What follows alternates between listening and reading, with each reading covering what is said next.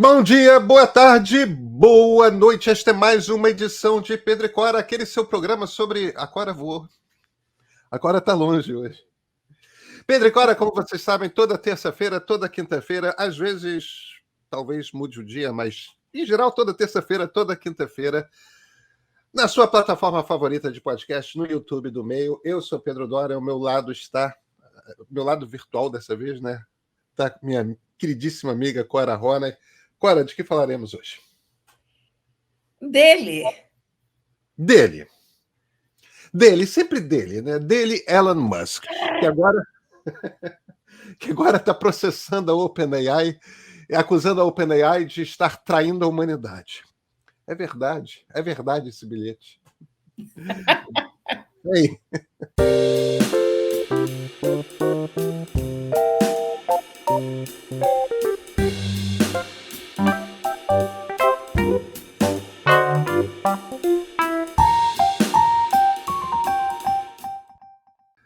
Cora Ronay, você viu?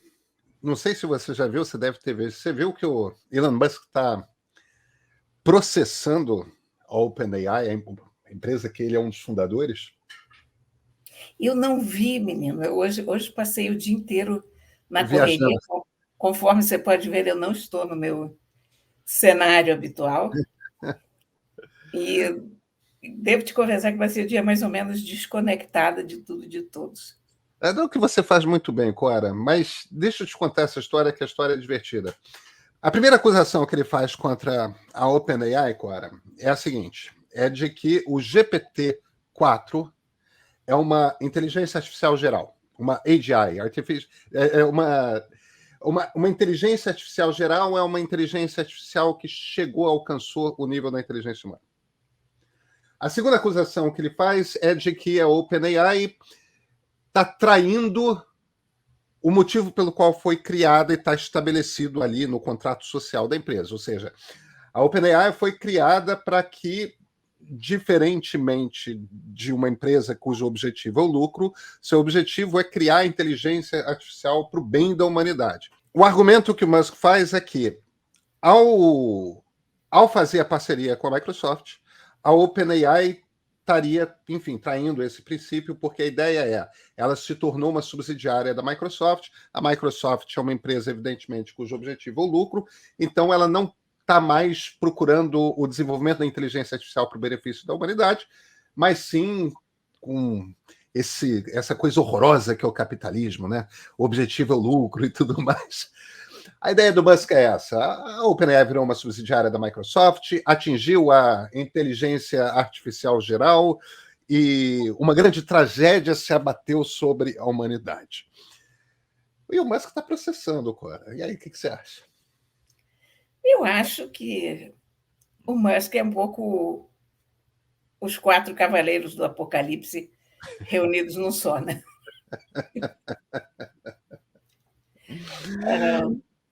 Ele exagera um pouco, né, Cora? Acho que sim. Acho que o Musk acusar alguém de ser capitalista me faz rir. É o homem mais É rico uma, do mundo. é uma piada pronta, de querer o bem da humanidade. Quer dizer, Elon Musk falando isso. Se fosse qualquer outra pessoa. Você sabe que é uma coisa engraçada? Até se fosse o Bill Gates, eu estava mais disposta a ouvir a essa altura do campeonato, porque o Bill Gates fez um caminho curioso É verdade. na vida dele. Ele era esse cara que queria lucro a todo custo, e de repente, que é o bem da humanidade, faz vacinas. Até, quer dizer, ele tem mais credibilidade no quesito bem da humanidade do que Elon Musk. Elon Musk, nesse quesito, na minha visão, pelo menos, está baixo, muito baixo, sabe? Pois é, enfim, já começam a aparecer. Olha, e vou te dizer, eu não acho, pelo menos pelo que eu vi até aqui, pelo menos ao que a gente tem acesso, não me parece que o ChatGPT tem condição de ser uma inteligência artificial geral. Não, Cora, de jeito Ele nenhum. é muito falho, ele tem coisas. Ele é ótimo, ele tem coisas maravilhosas, mas ele está a uma longa distância de uma inteligência artificial geral. Cora, Eu gosto de uma comparação que o Yann LeCun faz. O LeCun é o Chief AI Officer da Meta, né? Facebook, Instagram, WhatsApp e tal. E esse cara não é qualquer um. Não só porque ele é o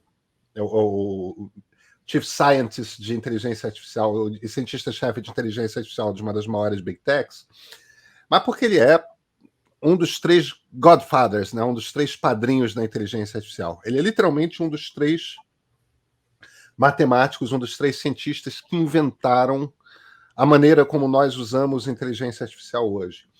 E o LeCun faz uma observação que eu acho muito preciosa e que meio que bota a gente no nosso devido lugar.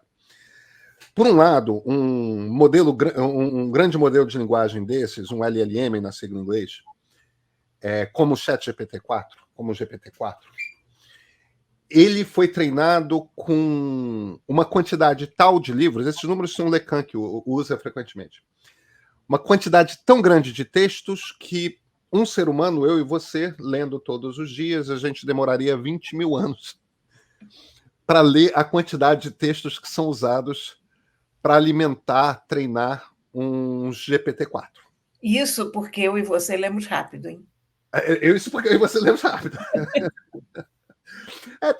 Talvez a gente demorasse 19 mil anos, enquanto os humanos normais demorariam 20 mil Sim, anos. talvez. Vamos.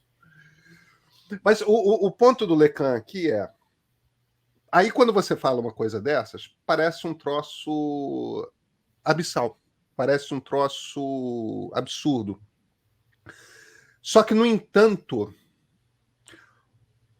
uma criança de 4 anos é capaz de raciocínios mais sofisticados, é capaz de reconhecer emoção numa expressão facial, é capaz de interagir com N animais, é capaz de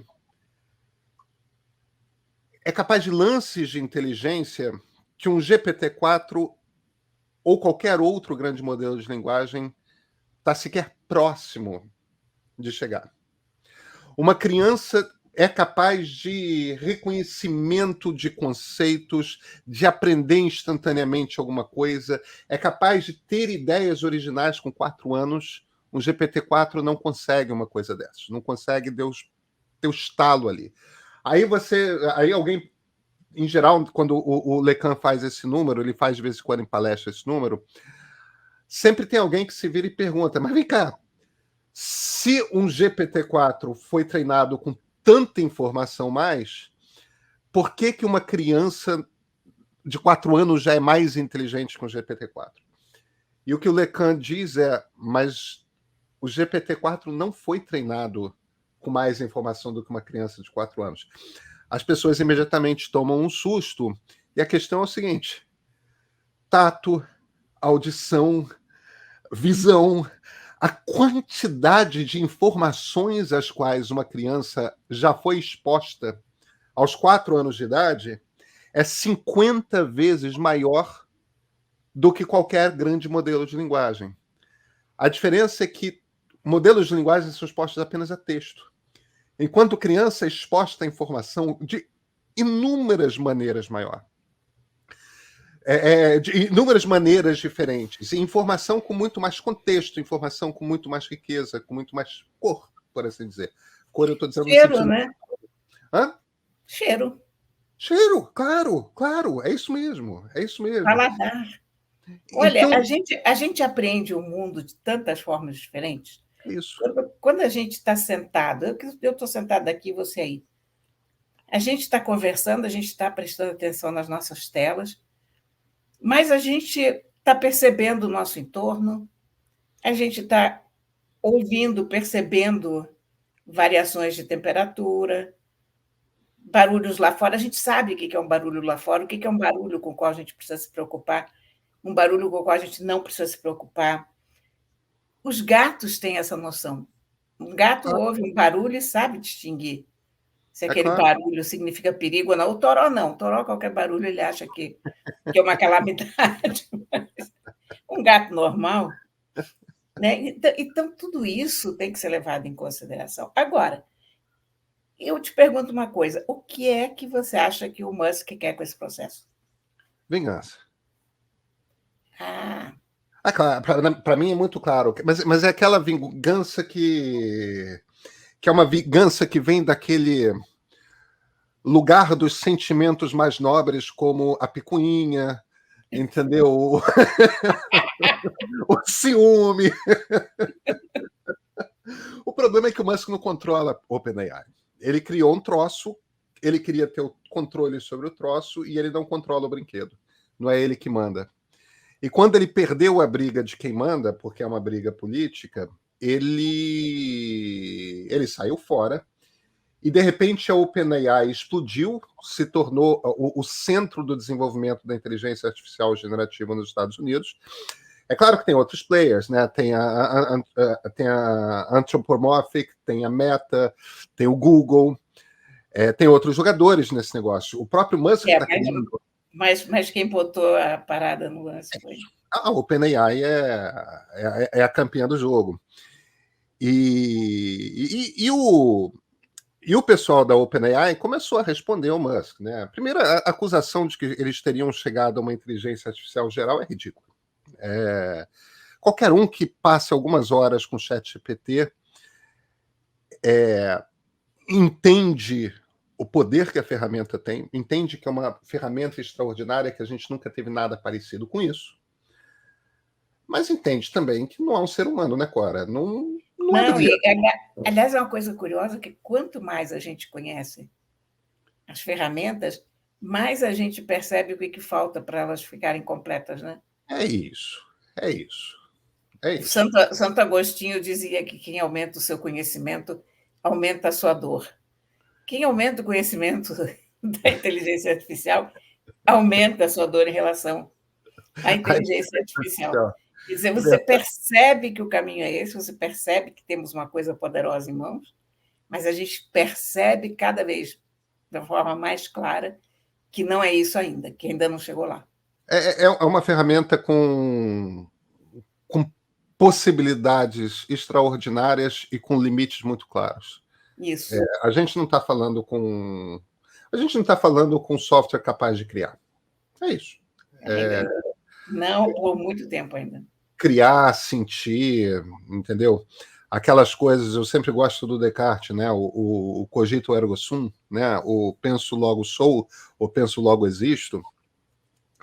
Esse troço não pensa e, portanto, não sabe da própria existência nesse sentido, né? Não é capaz de senciência. E isso, para mim, é muito, muito nítido que a gente está conversando com software, um software extraordinário. O pessoal da OpenAI meio que nem se digna a dar uma resposta sobre a ideia de ser uma AGI, né? Uma Artificial General Intelligence, uma inteligência artificial geral. Mas eles entram na coisa de serem uma subsidiária da Microsoft, e eles têm um argumento formidável, que é o seguinte: a gente decide que softwares a gente desenvolve, que ferramentas a gente ataca, a gente decide, em essência, o que a gente faz e o que a gente não faz. Se a gente toma essas decisões, a gente não é uma subsidiária da Microsoft. Não é a Microsoft que diz o que a gente vai fazer. E eu acho que essa me parece a resposta perfeita. Agora, é isso, né? A gente sempre brinca, né, Cora, de... Caramba, estamos nesse mundo da tecnologia, do digital, há tantas décadas. Quando as coisas parecem que estão pacatas, aparece um novo jogador na história e o mundo muda todo. Pensa que o Musk e a OpenAI entraram nesse jogo de fato faz 5 anos. Não faziam parte das histórias que a gente fica contando o tempo todo há 5 anos. São jogadores novos. Impressionante isso. E a gente vai continuar falando deles por bastante tempo, né? Até aparecerem os novos. Até aparecerem os novos, naturalmente. A fila anda. A fila anda, a fila anda. Agora, Cora, você está aí no hotel, você está gripada, a gente tem o compromisso de fazer um programa um pouco mais curto hoje, mas eu não queria deixar de, afinal de contas, é terça-feira, É eu não terça-feira. queria deixar de falar de um livro. E você sempre tem um Este livro. aqui, eu trouxe. Os Afegãos. Olha aqui. Asne Sayerstad. Hum, Difícil a gente lembrar, porque é um nome difícil, né? Mas muita gente leu um livro dela chamado Livreiro de Cabul. Você se claro, eu lembra? li. Sim. Pois é. Foi um grande best-seller e, aliás, um livro excelente. E ela voltou ao Afeganistão para tentar entender o que aconteceu lá, para conversar com as pessoas, para tentar descobrir o que acontece com aquele país, que são as cabeças dos talibãs. Ela, inclusive, consegue entrevistar um talibã. Ela foca em 3 pessoas. E uma das pessoas é esse talibã. E, e é uma coisa muito esquisita. Ela é uma contadora de histórias maravilhosa. Muito, muito boa. Mas é um mundo que a gente não consegue entender. As mulheres estão na Idade Média. É. Quer dizer, uma outra personagem dela, por exemplo, é uma feminista islâmica. A dificuldade que essa menina tem para estudar, para conseguir fazer qualquer coisa. Todas as mulheres são tão limitadas. E, na verdade, os homens também, porque não resta nada a eles a não ser se rebelarem. E é muito esquisito. É como se ela tivesse desembarcado na Idade Média, de alguma maneira, sabe? O fervor religioso, a ideia de um inimigo comum é um pouco como... Eu imagino que a época das cruzadas era alguma coisa assim. E a falta de jeito com que todo mundo lidou com o Afeganistão. Em que sentido? Russos, americanos, as pessoas todas entraram lá sem ter noção de onde estavam pisando e sem qualquer cuidado. Então, sei lá, chegam os americanos e dizem: olha, a gente está atrás da Al-Qaeda e queremos encontrar os terroristas da Al-Qaeda. E dão prêmios para as pessoas por denunciarem os caras da Al-Qaeda. O resultado é que todos os problemas de todo mundo foram transformados em fulano é da Al-Qaeda. Você brigou com o teu vizinho, ele é da Al-Qaeda. Virou uma deduração geral. Se destruiu o tecido social. É assustador, sabe? É um panorama desolador e,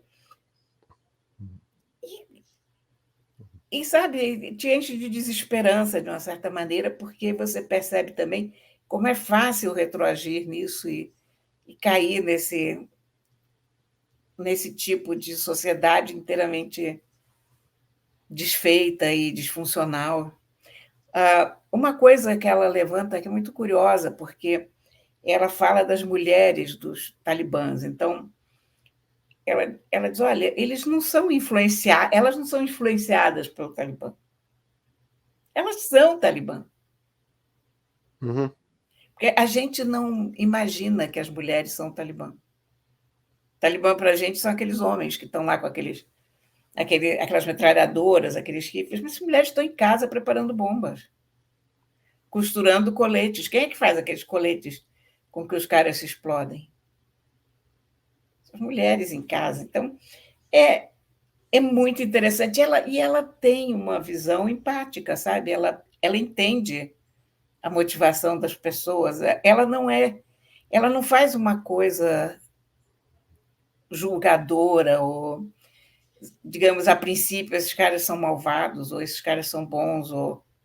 Aliás, ela até tem uma crítica muito forte a isso. Quem é que você carimba como os good guys e quem é que você carimba como os bad guys? Uhum. Ela critica isso de uma forma incisiva.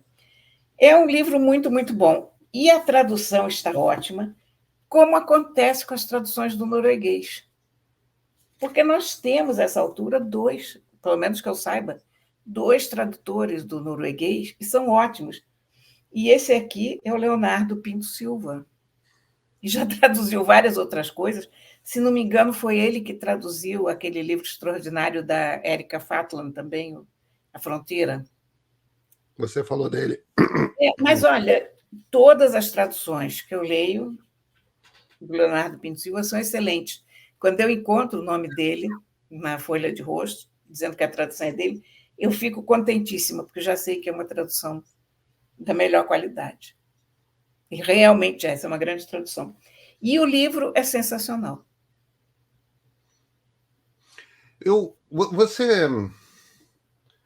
Você já leu muito sobre Afeganistão, Cora?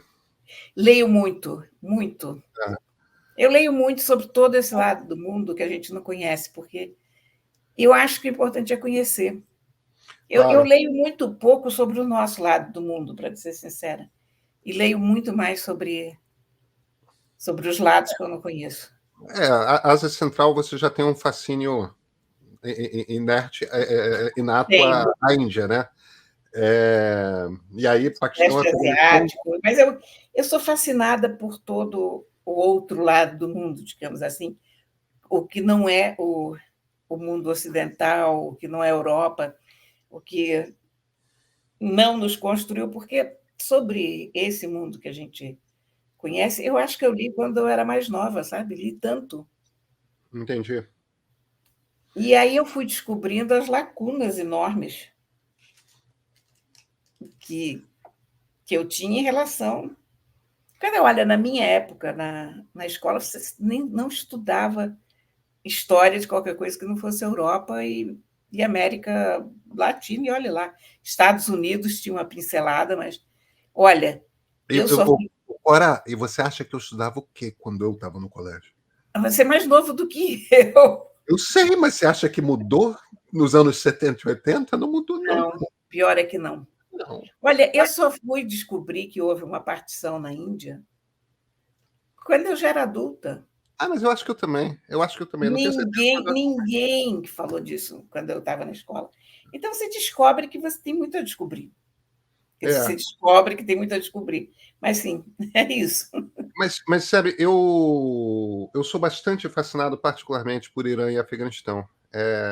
E eu sei que esse é um corte que as pessoas não costumam fazer. Em geral, as pessoas costumam pensar Afeganistão junto com, sei lá, Uzbequistão, Tajiquistão, Não, né? não, é outra coisa. As pessoas às vezes pensam Afeganistão junto com Paquistão, né? Mas que aí tem uma proximidade Paquistão bem faz até maior. sentido, mas o Cáucaso não. Bem, tem muito Tajique no norte ali, né? Tem Uzbek e Tajique bastante no norte do Afeganistão. Embora o grosso da população seja Patani, que é aquela turma ali do norte do Paquistão, né? Mas a cultura é uma cultura mais iraniana, mais persa É. do que indiana, né? A influência ali é mais Irã do que Índia, embora eles não sejam, embora eles não costumem ser xiitas. Você tem ali mais pro oeste do Afeganistão algum xiismo, mas eles são mais sunitas do que xiitas. Mas eles são essencialmente afegãos. A Eles são especialmente, interpretação, eles são a patãs. interpretação do Islã deles é estritamente afegã. Mas aí tem uma coisa que eu acho que a maior parte das pessoas não entendem, que a tragédia do Afeganistão não é nos anos 90 com a entrada da Al-Qaeda.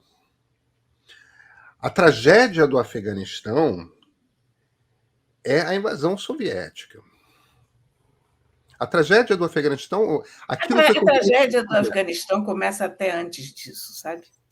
Começa com um rei e uma rainha jovens, deslumbrados com o mundo ocidental, que quiseram, como o chá da Pérsia também, implantar Isso. costumes ocidentais num país que não estava preparado para isso. uma ocidentalização muito rápida. Eu argumentaria que até tem uma diferença maior, que o Afeganistão de fato não estava preparado para isso, enquanto que no Irã o contraste entre o interior e Teherã é muito grande. Teherã era uma cidade cosmopolita, como Beirute era. Então, bem Mas ou mal... em termos, sabe, em termos, todos esses caras ficaram se inspirando no Ataturk, né? Isso. Que resolveu transformar a Turquia e conseguiu. E conseguiu. Conseguiu. Mas a Turquia tinha uma influência europeia muito maior e foi um caso... O Mossadegh era um cara ideologicamente mais parecido com Ataturk, né? Aquele nacionalismo trabalhista, tudo mais. Eu acho que o Mossadegh era mais parecido até com Ataturk do que o Reza Pahlavi, que é um... Sim. O Mossadegh é um cara que foi derrubado nos anos 50 pelos americanos porque ele queria nacionalização do petróleo iraniano, né? do gás natural iraniano. Eles foi derrubado para os americanos botarem o Reza Pahlavi, que era o Shah, né? Reimplantarem uma... Eu só acho que... A minha impressão é de que o Irã, a coisa deu menos ruim do que no Afeganistão. O Afeganistão, nos anos 70, talvez muito das pessoas que não estão nos acessando, nos assistindo ou ouvindo, não saibam, Cabul, nos anos 70... Cabul era um lugar para qual o bicho grilo europeu, hippie, todo mundo queria ir nos anos 70. Dizem que tinha um haxixe espetacular e, evidentemente, aliás, ainda é. Eu acho que isso não mudou nem com o Talibã, porque o Talibã explora essa economia. As papoulas. Papoula. Heroína, a fonte é Afeganistão. Ópio, a fonte é Afeganistão. Não se planta tanta papoula no mundo como no Afeganistão. O Talibã não permite o consumo, mas plantio para produzir, para exportar, eles deixam. Mas é um livro excepcional, sabe, esse? Né? É. Não, maravilha. Acho que uma boa dica. Super recomendo. O Livreiro de Cabul já foi um livro extraordinário. E esse é um livro muito bom, e esse dá uma atualizada, porque entre o Livreiro de Cabul e aqui se passaram, sei lá, 20 anos, aconteceram tantas coisas lá, e agora o país está de novo nas mãos do Talibã. E é muito bem escrito. Belo livro, da editora Record. Estão de parabéns. Que bom. Que bom. Cora, então a gente vai tentar se ver de novo essa semana, né? Vamos. Tentar é a palavra certa. Tentar é a palavra certa, porque estamos com viagens emendadas, eu e você, mas de algum lugar, em algum canto... Em algum aeroporto nós nos encontramos. Exatamente. Então, até o próximo programa, Cora. Até o próximo programa.